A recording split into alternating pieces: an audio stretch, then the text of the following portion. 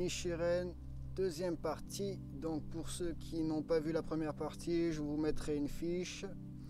Donc ces passages expliquent que ceux qui dans des vies antérieures adoptèrent les 4 saveurs et les 3 enseignements, les enseignements non bouddhiques ou les doctrines concernant le monde des êtres humains et célestes apparaissent dans cette vie en tant que démons ou en tant qu'êtres célestes ou humains qui persécutent le pratiquant de l'enseignement véritable, et parfois lorsqu'ils le voient ou qu'ils l'entendent. Question. Si l'on compare les époques de la loi correcte et de la loi formelle avec l'époque de la fin de la loi, les deux premières étaient bien supérieures du point de vue du moment et de la capacité des gens. Pourquoi ces facteurs, le moment et la capacité, sont-ils ignorés dans le Sutra du Lotus où il est fait uniquement référence à notre époque? Réponse. L'intention du Bouddha est difficile à sonder. En fait, j'en suis bien incapable, mais nous pouvons tenter de comprendre en nous fondant sur le Sutra de Hinayana durant les 1000 ans de l'époque de la loi correcte, donc le millénium. Le Hinayana possédait l'ensemble des 3 éléments enseignement, pratique et illumination, preuve de l'efficacité de l'enseignement et de la pratique. Durant les 1000 ans de l'époque de la loi formelle, seuls restèrent l'enseignement et la pratique. L'illumination n'existait plus. À l'époque de la fin de la loi, seul demeure l'enseignement. Il n'y a plus ni pratique, ni illumination. Si l'on examine cela du point de vue du Sutra du Lotus, nous découvrons que dans les 1000 ans de l'époque de la loi correcte, ceux qui possédaient les 3 éléments avaient probablement formé des liens avec le Sutra du Lotus du vivant du Bouddha, donc du roi sage.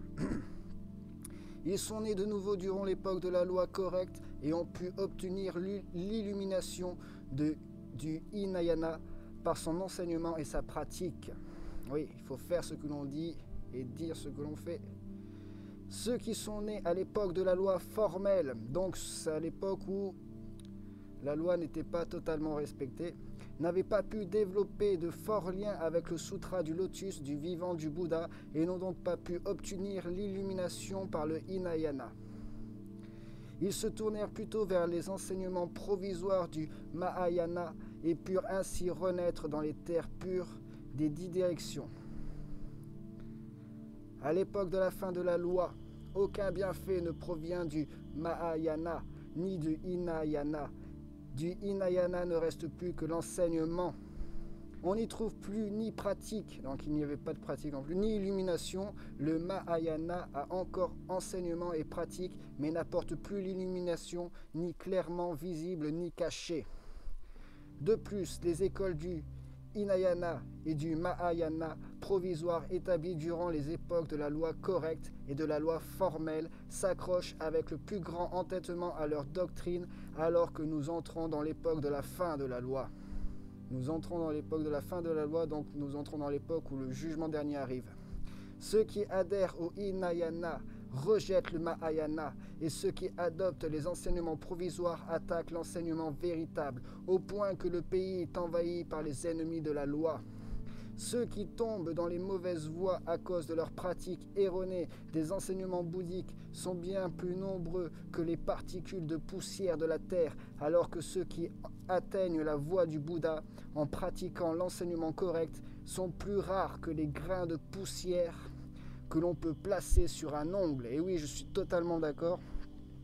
C'est écrit dans notre Fils à tous nous l'a dit. Retrouvera-t-il la foi lorsqu'il reviendra? Et je dois avouer qu'il est très difficile d'enseigner à des gens qui ne veulent pas entendre la vérité. Donc nous savons, chrétiens, nous savons que les élus, que ceux qui seront sur le chemin, le bon chemin, seront très rares. Nous avons été prévenus. Dans une époque de ce genre, les divinités bienveillantes abandonnent le pays et seuls demeurent les mauvais êtres célestes et les ogres pervers qui s'emparent de l'esprit et du corps du souverain et de ses ministres, de ses moines, de ses nonnes, les amenant à maudire, injurier et couvrir de honte le pratiquant du sutra du lotus. C'est la persécution. Cependant, si dans le temps suivant la disparition du Bouddha, une personne renonce à ses attachements aux 4 saveurs et aux 3 enseignements, l'enseignement véritable du Mahayana, alors les divinités bienveillantes ainsi que les bodhisattvas, aussi nombreux que les particules de poussière de 1000 mondes qui ont émergé de la terre, le protégeront en sa qualité de pratiquant du sutra du lotus. Sans leur protection, il propagera largement dans tout le Jambudvipa l'objet de vénération de l'enseignement essentiel ou les 5 caractères du Myoho-Rengkyo. Cela s'applique aussi au bodhisattva jamais méprisant qui vécut à l'époque de la loi formelle du Bouddha, roi son majestueux. Il propagea largement dans tout son pays l'enseignement des 24 caractères commençant par « Je vous respecte profondément » et fut attaqué à coups de bâton par toute la population. Les 24 caractères de jamais méprisant et les 5 caractères de Nichiren sont différents dans leur formulation, mais reposent sur le même principe. L'époque de la loi formelle du Bouddha, roi son majestueux, donc c'est un roi, c'est bien précisé, et le début de l'époque de la fin de la loi sont parfaitement identiques en ce qui concerne leur méthode de conversion. Le bodhisattva, jamais méprisant, était un pratiquant à l'étape initiale où l'on se réjouit. Nichiren est un homme du commun à l'étape où l'on entend le nom et les mots de la vérité, et donc des justes. Question. Comment pouvez-vous être certain que vous êtes le pratiquant du sutra du lotus dont l'apparition est prédite au début de l'époque de la fin de la loi? Réponse. Il est dit dans le sutra du lotus, puisque haine et jalousie envers le sutra abondent dans ce monde, du vivant même de l'ainsi venu, ne seront-elles pas pires encore après sa disparition? On lit dans un autre passage, « Nombreux seront les ignorants à nous insulter et à nous maudire, à nous attaquer au bâton et au sabre. » On trouve dans un 3e passage, « Nous serons bannis encore et encore. » Dans un 4e, le sutra du lotus se heurtera à une grande hostilité dans le monde et sera difficile à croire. Dans un 5e, certains dans le groupe saisissaient des bâtons, des tuiles ou des pierres pour le battre ou le lapider. Dans un 6e, il ne faudra pas laisser les mauvais démons, le peuple des démons, les êtres célestes, les dragons, les yakshas ou les démons kumbonda prendre l'avantage.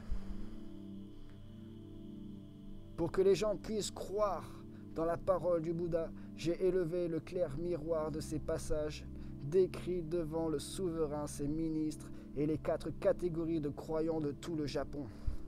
Mais je ne trouve personne d'autre que moi qui ait vécu ce passage. En ce qui concerne le moment, nous sommes très certainement au début de l'époque de la fin de la loi. Mais si Nichiren n'était pas apparu, les paroles du Bouddha auraient été fausses. Alors la période de la fin de la loi, c'est possible que ce soit les tribulations aussi. C'est possible que là, ce sera les tribulations, c'est-à-dire que c'est le moment où Satan est relâché, où il n'y a plus du tout de loi, c'est l'anarchie. Donc c'est possible que ce soit ça aussi. Question. Savez-vous que vous êtes un moine extrêmement arrogant, plus arrogant même que Mahadeva et Sunakashatra? Réponse. Insulter Nichiren est une faute encore plus grave que celles qui ont été commises par Devadatta Vimalamitra. Mes paroles peuvent sembler arrogantes, mais mon seul but est d'accomplir les prophéties du Bouddha et de révéler la véracité de ses propos. Dans tout le Japon, qui, hormis Nichiren, peut être qualifié de pratiquant du sutra du lotus, en dénonçant Nichiren, vous transformeriez les prophéties du Bouddha en mensonges, ne seriez-vous pas alors un homme extrêmement mauvais? Question. Vous correspondez certainement aux prophéties de l'ainsi venu, mais ne peut-il pas y avoir d'autres pratiquants du Sutra du Lotus dans les 5 régions de l'Inde ou sur la terre de Chine? Réponse. Au-dessus des 4 continents qui composent le monde, il ne saurait y avoir 2 soleils. De même, à l'intérieur des 4 mers, comment pourrait-il y avoir 2 souverains? Question. Sur quoi reposent ces affirmations?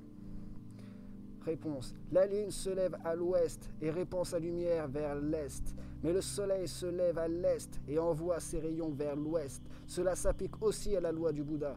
Elle s'est propagée d'ouest en est pendant les époques de la loi correcte et de la loi formelle, mais elle se déplacera d'est en ouest pendant l'époque de la fin de la loi. Le grand maître Miaoul dit: cela ne signifie-t-il pas que la loi du Bouddha s'est perdue en Inde, pays d'où elle est originaire, et qu'il faut maintenant la rechercher dans les régions avoisinantes?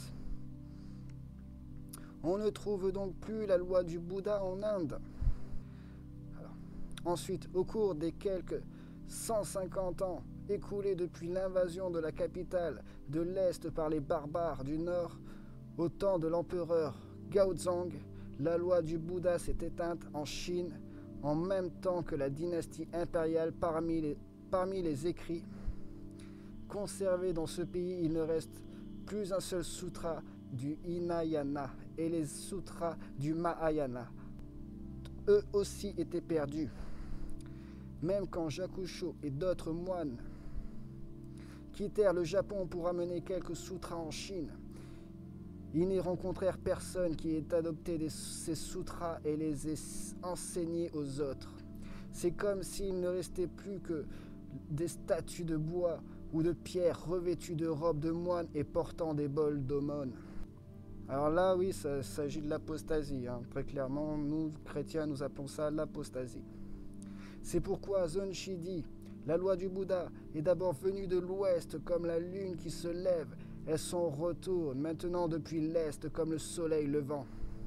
Ces remarques stipulent clairement que la loi du Bouddha a été à la fois perdue en Inde et en Chine. Question.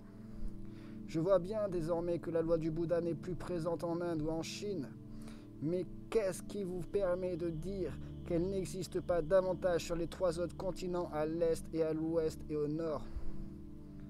Réponse. On lit dans le 8e volume du Sutra du Lotus, lorsque l'ainsi venu. Donc là, ce doit être Jésus-Christ. On lit dans le 8e volume du Sutra du Lotus, lorsque l'ainsi venu sera entré dans le Nirvana, je ferai en sorte que le Sutra se répande dans tout le Jambudvipa et veillerai à ce qu'il ne disparaisse jamais. Les mots dans tout le Jambudvipa indiquent que les 3 autres continents sont exclus. Ça, c'est étonnant.